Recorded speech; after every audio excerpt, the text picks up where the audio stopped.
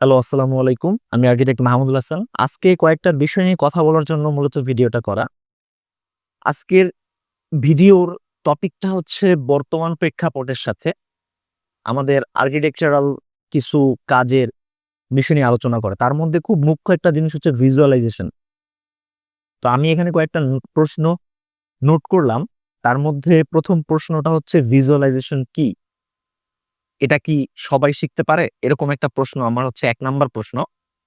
তো মূলত ভিজুয়ালাইজেশনটা কি? আমি যখন ১ম এ ডিপ্লোমা কমপ্লিট করার পরে ঢাকা আসি। তারপরে যখন বিএসসি তে ভর্তি হই, আমি মূলত ওই টাইমটাতে জানতাম না যে আসলে ভিজুয়ালাইজেশন কি? ভিজুয়ালাইজেশন দিয়ে কি হয়, কি করে? আমি আসলে ওই টাইম থেকে জানতাম না ভিজুয়ালাইজেশন আসলে কি? এটা দিয়ে কি করে না করে? মানে এই ব্যাপারগুলো সম্পর্কে আমার টোটালি অজানা ছিল। তো মূলত আমার এই ভিডিওটা আজকের ভিডিও অনেকদিন যাবৎ ভিডিও বানানো বন্ধ ছিল। আজকে অনেকদিন পর ভিডিও বানাইতে আসছি। তো আজকের ভিডিওটা মূলত হচ্ছে যে ভিজুয়ালাইজেশন কি? ভিজুয়ালাইজেশন এর কয়েকটা প্রশ্ন নিয়ে একটু আলাপ আলোচনা করব। যাতে নতুন যারা আছে খুব শীঘ্রই সামনে ডিপ্লোমা হোল্ডাররা ইন্টার্নের জন্য ঢাকা আসতেছে। তো এরা যাতে বুঝতে পারে যে আসলে শুরুটা কোন জায়গা থেকে করতে হবে। আর্কিটেকচারের প্রচুর স্টুডেন্ট আসবে ঢাকাতে খুব শীঘ্রই হয়তোবা ১৫-২০ দিন ১ মাসের মধ্যে প্রচুর স্টুডেন্ট ঢাকা ঢুকবে ইন্টার্ন করার জন্য। উনারা যাতে বুঝতে পারে যে আসলে আ কি করতে হবে, কোত্থেকে শুরু করতে হবে এই ব্যাপারটা। তো ১ম এই আমি বলি ভিজুয়ালাইজেশন কি? ভিজুয়ালাইজেশনটা মূলত হচ্ছে আমরা বলতে পারি এক প্রকারের ভাষা। যেমন আমি বাংলায় কথা বলতেছি। আমার মনের ভাষা প্রকাশ করার জন্য আমি বাংলা ভাষা ব্যবহার করতেছি। অন্য কেউ তার মনের ভাষা প্রকাশ করার জন্য হিন্দি ইউজ করতেছে, কেউ ইংলিশ ব্যবহার করতেছে। যার যে মনের ভাষা ব্যবহার করার জন্য যেটা ব্যবহার করতেছে ওইটাই ভাষা। ভিজুয়ালাইজেশনটা মূলত হচ্ছে এরকম। আমার মাথায় একটা ডিজাইন বা একটা কনসেপ্ট বা একটা আইডিয়া ঘুরতেছে। যে আইডিয়াটা আমি অন্য একজনকে বুঝানোর জন্য যেমন এটা একটা কলম। এই কলমটা যদি আমি চিন্তা করি যে এটার আমি একটা ডিজাইন করে মানে কলমটা এখন বর্তমানে রেডি আমার হাতে আছে। মানে কমপ্লিট একটা জিনিস মানুষ দেখতেছে। কিন্তু আমি যদি বলি যে কলমটা আমার হাতে নাই, একজন আসলো সে আমাকে এসে বলল আমি একটা কলম তৈরি করব। তো সে যখন বলল একটা কলম তৈরি করব তো কলমটার উপর ডিজাইন লাগবে, কনসেপ্ট লাগবে। তো একজন মাথার মধ্যে সে চিন্তা করলো কলমটা এইরকম হবে। এই ডিজাইনের একটা কলম হবে। এখন সেই ডিজাইনটা বা এই কনসেপ্টটা তো অন্য কাউকে বুঝাইতে হবে। ধরেন আমার কাছে একটা স্কেল আছে। স্কেলটা ৩ কোণা। এটা আমাদের প্রফেশনাল লাইফেও লাগে, আমাদের স্টুডেন্ট লাইফেও লাগে। ৩ কোণা একটা স্কেল। এখন আমার মাথায় ঘুরতেছে এরকম একটা ৩ কোণা স্কেল। অন্য একজনকে কিভাবে বুঝাবো যে আমার স্কেলটা এরকম ৩ কোণা হবে? সে তো ভাবতেও পারে যে স্কেলটা একটা নরমাল স্কেল যেরকম হয় ওরকম একটা ফ্ল্যাট স্কেল হবে। তো জাস্ট এই জিনিসটা বোঝানোর জন্য একটা ডিজাইন তৈরি করা, একটা ত্রিমাত্রিক আ বা একটা পার্সপেক্টিভ ভিউ তৈরি করা। এই জিনিসটা হচ্ছে ভিজুয়ালাইজেশন। ভিজুয়ালাইজেশনটা বিভিন্নভাবে হইতে পারে। সেটা 2D হইতে পারে, 3D হইতে পারে। বিভিন্ন ধরনের ভিজুয়ালাইজেশন হতে পারে, বিভিন্ন প্রোডাক্টের ভিজুয়ালাইজেশন হইতে পারে।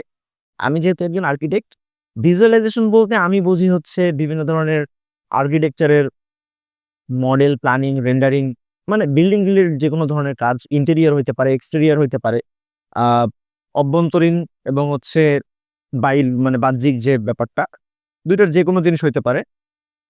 তো আমার মনে হয় আমি ভিজুয়ালাইজেশনটা বুঝাইতে পারছি যে ভিজুয়ালাইজেশন কি? ভাষা হচ্ছে মনের ভাব প্রকাশ করে। আর ভিজুয়ালাইজেশন এর মাধ্যমে আমরা যেকোনো একটা প্রোডাক্টের একটা কনসেপ্ট বা একটা আইডিয়া যেটা আমরা একটা ভিজুয়াল আ চোখে দেখতে পাই এরকম একটা রূপ দিতে পারি। আচ্ছা তারপরের প্রশ্নটা আমার কাছে ছিল সেটা হচ্ছে, এটা কি সবাই শিখতে পারে? হ্যাঁ, অবশ্যই এটা সবাই শিখতে পারে। কিন্তু এইখানে কিছু ব্যাপার আছে সেটা হচ্ছে যারা টেকনিক্যাল লাইন থেকে আসে। যেমন হচ্ছে একটা ছেলে বা একটা মেয়ে ডিপ্লোমা করে আসলো, সে ভিজুয়ালাইজেশন শিখবে। তার যে প্রফেশন এবং তার যে পড়াশোনার যে জায়গাটা ওইখান থেকে কিন্তু তার ভিজুয়ালাইজেশন শিখতেই হবে।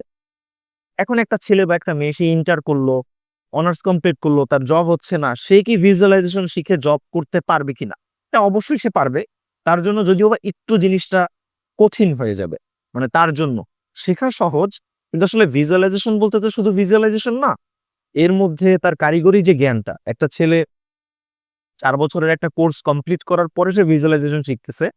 আর আরেকটা হচ্ছে ছেলে যে জেনারেল লাইন থেকে আসার পর ভিজুয়ালাইজেশন শিখতেছে। ২ জনার শেখার কনসেপ্টটা কিন্তু আলাদা। তারপরের প্রশ্নটা আমার কাছে ছিল সেটা হচ্ছে যে ভিজুয়ালাইজেশনটা মূলত কাদের জন্য? ভিজুয়ালাইজেশন যে কেউ শিখতে পারে। এটা একটা ভালো স্কিল বর্তমান সময়ের জন্য ২০২৫ সালের কথা যদি বলি, খুব ভালো একটা স্কিল। ফিউচার আসলে কি হবে আমি জানি না।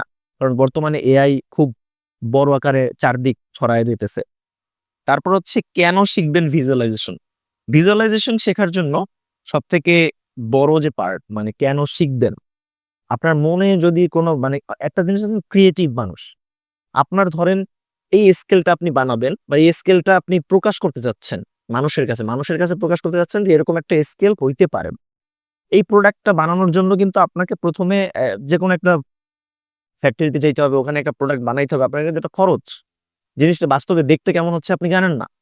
তো আপনি যদি এরকম ক্রিয়েটিভ কোনো চিন্তা ভাবনা করেন যে একটা যে প্রোডাক্ট কমপ্লিট হওয়ার আগে আমি দেখতে চাই যে প্রোডাক্টটার ফাইনাল আউটপুটটা কেমন আসতেছে, সেক্ষেত্রে ভিজুয়ালাইজেশন জানা অত্যন্ত জরুরি। তারপরের প্রশ্ন হচ্ছে ভিজুয়ালাইজেশন শিখলে কি জবের মার্কেট প্লেসটা কেমন? আমি যদি বলি বর্তমানে ২০২৫ সালে ভিজুয়ালাইজেশন শিখলে জবের মার্কেট প্লেস হিউজ।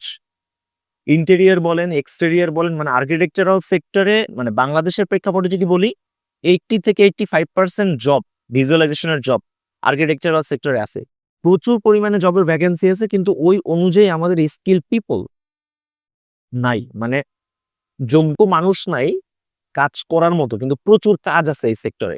তো আপনি যদি জেনারেল লাইন থেকে আসেন বা আপনি যদি ডিপ্লোমা হোল্ডার হয়ে থাকেন তাহলে আমি বলব যে ভিজুয়ালাইজেশনের মার্কেট প্লেস এখন বর্তমানে সবথেকে মানে হাইয়েস্ট জায়গাতে আছে।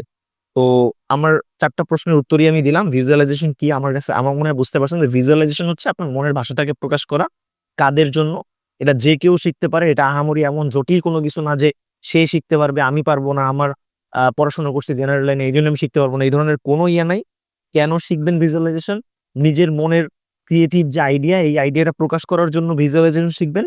আর ভিজুয়ালাইজেশন শিখলে জবের মার্কেট প্লেস ২০২৫ সালে আমি আস্তে, আস্তে দেখাবো যে সামনের ভিডিওতে যে ৫ ঘন্টায় ৳৫,০০০ ইনকাম করা যায় আপনি যদি ভিজুয়ালাইজেশনে স্কিল হন। ভিজুয়ালাইজেশন যদি আপনি ভালোভাবে পারেন এবং আমি ওই প্রজেক্টও দেখাবো যে প্রজেক্টটা আমি কখন স্টার্ট করছি, কখন শেষ করছি এবং ৫ ঘন্টায় ৳৫,০০০ মানে ঘন্টায় ১,০০০ বলতে পারেন যে $১০। আমি যদি Upwork বা Fiverr এর কথা বলি পার আওয়ার আ $৮ বা $৯ বা $১০ যদি বলি সরি $১০ বলতে তো মোটামুটি বেশি হয়ে যাবে। মানে আমি যদি $৭ বা $৮ বলি পার আওয়ার $৮ মানে কিন্তু এটা একটা হিউজ।